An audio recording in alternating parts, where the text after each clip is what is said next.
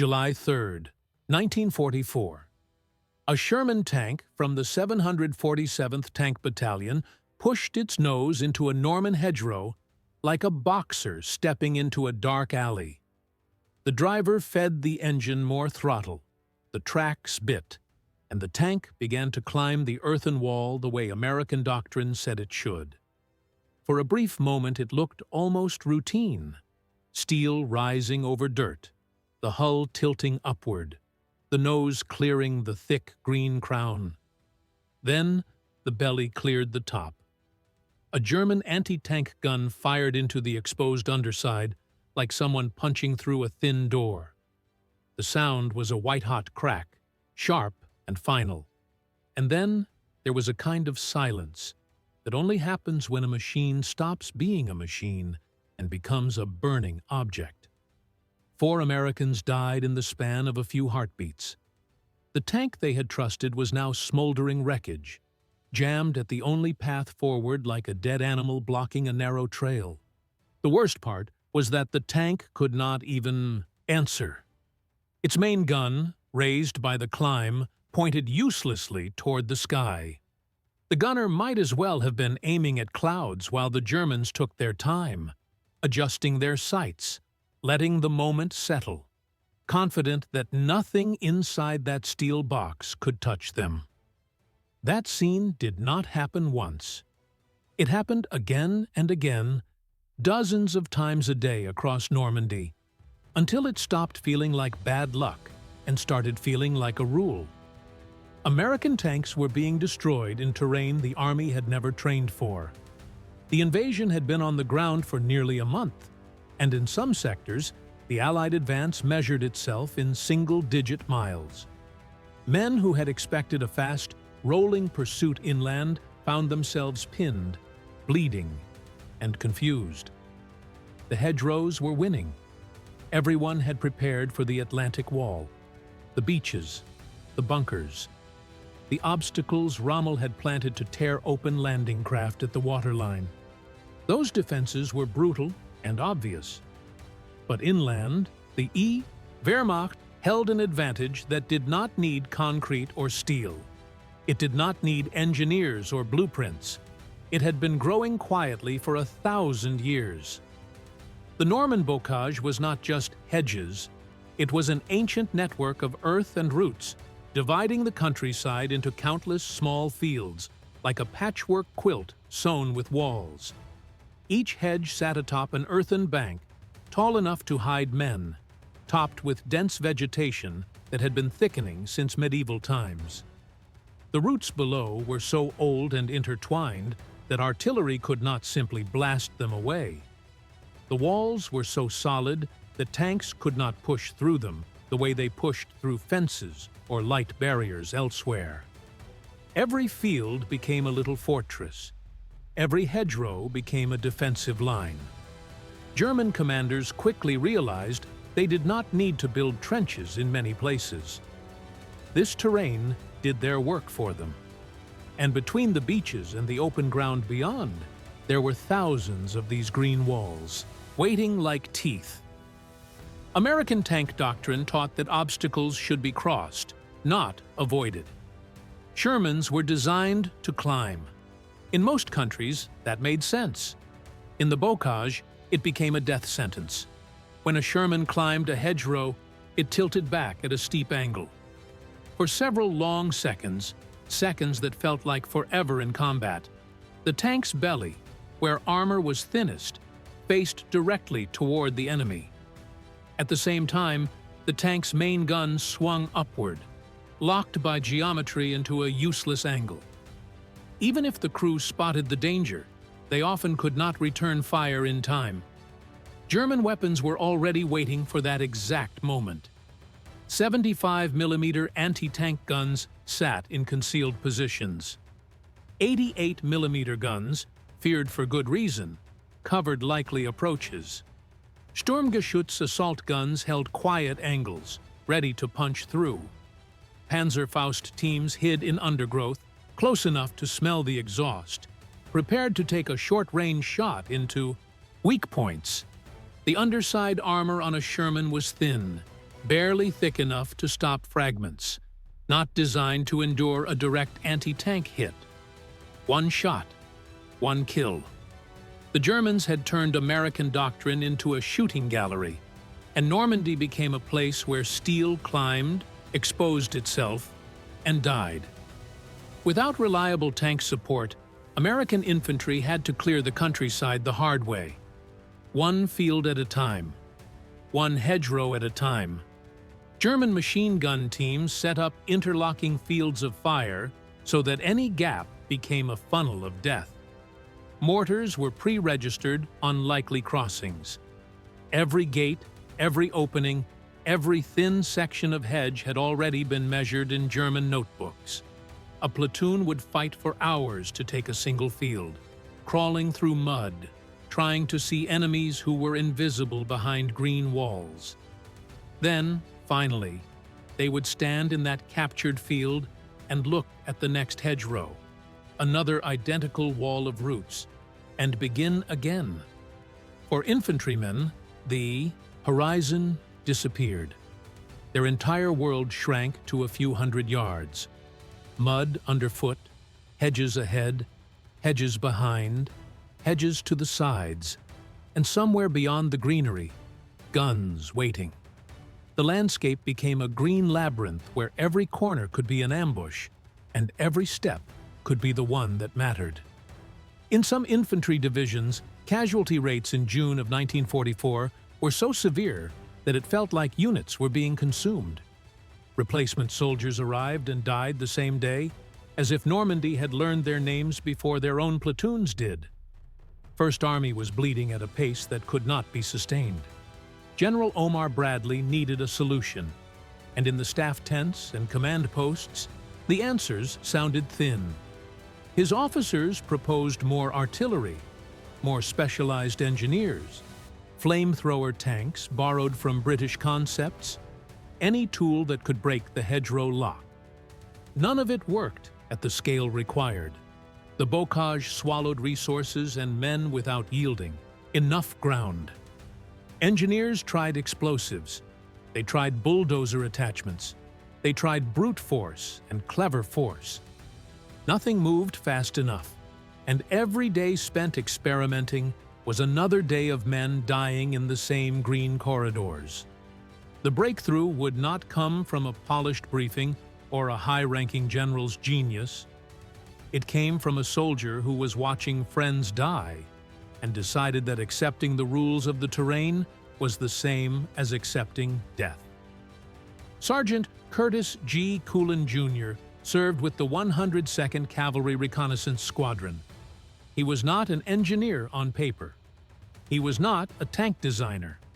He was not supposed to invent anything. He was a soldier looking at a pattern.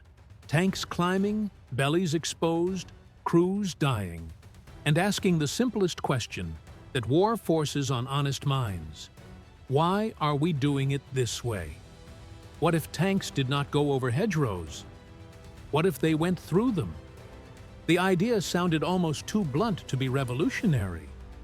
Coolin proposed welding steel teeth to the front of Shermans, prongs that would bite into the base of the hedgerow and allow the tank to shove straight through the earth and roots rather than climbing and exposing its belly.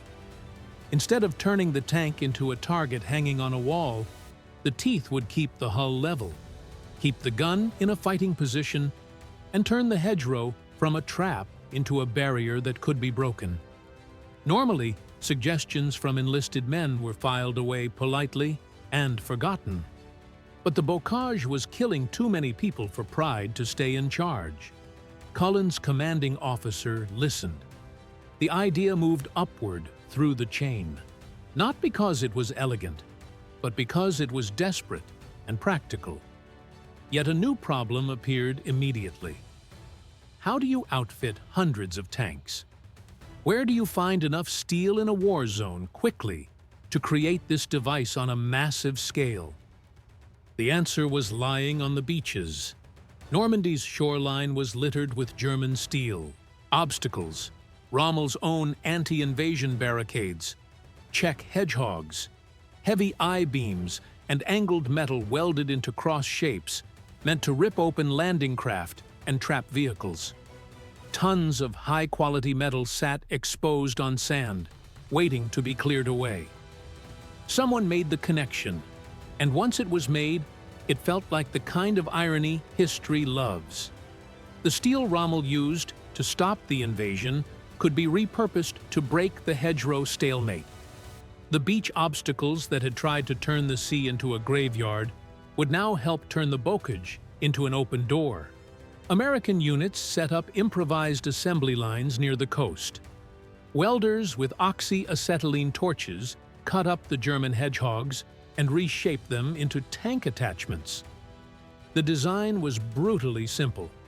Several steel prongs, each long enough to reach into the base of the earthen wall, welded onto a plate that could be bolted onto the tank's front. The prongs angled downward like tusks. When the tank hit the hedgerow, those tusks dug into soil and roots. They prevented the tank from climbing. They forced the tank to stay low and level. Then the tank's weight and engine power did the rest. A Sherman weighed tens of tons. When it pushed forward with the tusks biting deep, it could tear through root systems that had been knitting the land together for centuries. What artillery struggled to blast apart, the tank could rip open by brute pressure. Soldiers started calling these modified vehicles rhino tanks because with tusks welded to their noses, they looked like charging rhinoceroses. The nickname stuck because it felt right. Stubborn force, head down, punching through. Within days, the modification began spreading across First Army. But Bradley understood something important. Innovation is not enough.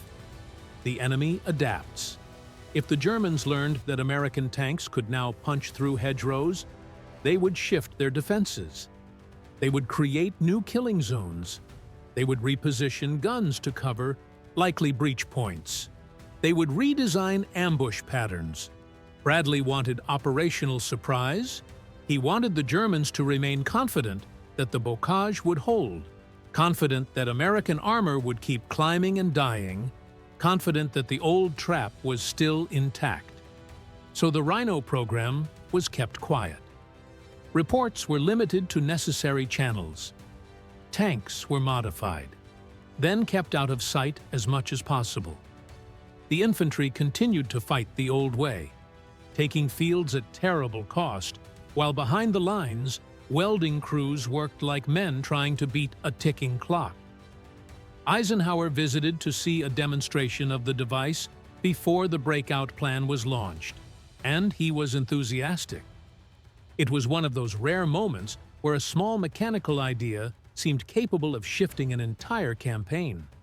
But enthusiasm did not mean talk. The key was secrecy. The Germans could not know what was coming. Bradley was waiting for Operation Cobra. Cobra was the breakout plan designed to end the Hedgerow deadlock. It would begin with a massive aerial bombardment near Saint-Lô, blasting a hole in the German line. Then armored columns would surge through the gap and escape the bocage into open country, the kind of terrain American tanks were built to dominate. The bombing was scheduled for late July, but weather interfered, delaying the strike and building tension on the ground. When the skies finally opened, the scale of the attack was enormous. Waves of heavy bombers dropped their loads on German positions. War is never clean, and the chaos of a giant bombardment produced tragedy, even as it produced opportunity. Some bombs fell short, killing Americans as well. Among the dead was Lieutenant General Leslie McNair, the highest-ranking American officer killed in the European theater, a man who had come forward to observe and evaluate the breakout. The battlefield delivered its lesson without mercy. Even your own plan can wound you. Still, the attack would proceed. The Pug hole had to be punched. The Germans had to be broken loose from their green fortress. And this time, when the tanks moved through the hedgerows, they would have teeth. Late in July 1944, the Rhino tanks went into action. German defenders had survived the bombing and fell back into what had worked before. Machine guns covered the gaps. Anti-tank teams waited in concealment. Guns sat ready for climbing Shermans. The Germans expected the usual geometry: tank rises, belly shows, gun points skyward, shot lands, tank burns. But the Shermans did not climb. They did not go around. They hit the hedgerows head-on, at full speed. There was an earth-shaking thud as steel met ancient earth. The tusks bit, ripped into root and soil, and the tank stayed level, pushing forward like a battering ram. The hedgerow did not resist the way it had resisted for weeks, because now the tank was not trying to climb it. It was trying to tear it open from the base. Infantrymen who had spent weeks crawling through the green maze watched in disbelief as walls that had seemed impenetrable crumbled under raw force. Tanks burst into fields that should have been unreachable. Positions that had held and held and held were suddenly flanked. German units that relied on predictable choke points found that the choke points were no longer choke points. The hedgerow itself, once a defensive line, became just another obstacle to be smashed. Surprise spread through the German defenses like a crack in glass. If the Americans could appear through solid terrain, then every map and every plan lost meaning. The static front became a rolling rupture. In a matter of days, American forces advanced farther than they had in the entire previous stretch of fighting. The breakout was not just beginning, it was accelerating. The bocage, which had held for weeks, was failing because the key assumption underneath German defense had been destroyed. The Germans had counted on the hedgerows to force Americans into predictable approaches. Now the Americans could create new approaches at will. That is what real mobility means. Not simply moving fast on roads, but choosing where the fight happens. Then, at the start of August 1944, the next phase arrived like a storm. George Patton's Third Army became operational. The Rhino tanks had cracked the bocage, and Patton's armor poured through the gap into open country. The terrain American doctrine had always wanted. For the first time in weeks, soldiers could see actual horizons. Wind hit their faces instead of leaves. Fields opened into roads, and roads opened into distance. They went from being hunted in a maze to moving on a map again. In the weeks that followed, the pace of the war transformed. Patton's forces surged forward across France with a speed that felt impossible during the hedgerow nightmare. Town after town fell. German defenses, already strained and damaged, struggled to reform in opens, terrain where American mobility, logistics, and air power could operate at full strength. The story of Normandy changed from slow attrition to sweeping maneuver, and in the background of that transformation was a simple, brutal invention. Welded teeth. Sergeant Kulin received the Legion of Merit for his role. He was not the only person contributing ideas. Others had experimented with plow devices and attachments earlier. Units had tried different approaches, but Kulin's tusk design won because it was simple. It could be manufactured quickly by ordinary welding crews. It could be built from scrap steel harvested right there on the beach. It did not require a factory far behind the lines. It required a torch, a steady hand, and urgency.